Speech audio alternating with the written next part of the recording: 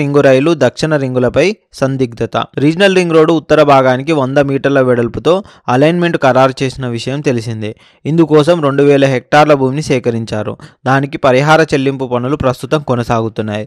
ఈ 100 మీటర్లలోనే కొంత భాగాన్ని ప్రతిపాదిత ఔటర్ రింగు రైలు కోసం కేటాయించాలని రైల్వే శాఖ కోరింది. అలా చేస్తే రింగు రోడ్డుకు భూమి కొరత ఏర్పడి రోడ్డు డిజైన్ మొత్తాన్ని మార్చుకోవాల్సి వస్తుందని, అది భారీ ఖర్చుతో కూడుకున్న వ్యవహారం అయినందున రింగు రైలు కోసం విడిగా భూమిని సేకరించుకోవాలని NHAI సూచించింది.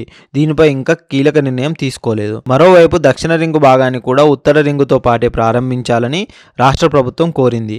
దక్షిణ రింగు కోసం సొంతంగా ఓ అలైన్మెంట్ను కూడా ఖరారు చేసి కేంద్రానికి కూడా పంపించారు. సాధారణంగా తమ నిధులతో చేపట్టే ప్రాజెక్టులను కేంద్ర ప్రభుత్వమే అలైన్మెంట్ రూపొందించుకుంటుంది. రాష్ట్ర ప్రభుత్వం రూపొందించే అలైన్మెంట్కు పరిగణలోకి తీసుకోదు. దీంతో ఇప్పుడు దక్షిణ భాగానికి సంబంధించిన వ్యవహారం కొంత గందరగోళంగా మారింది.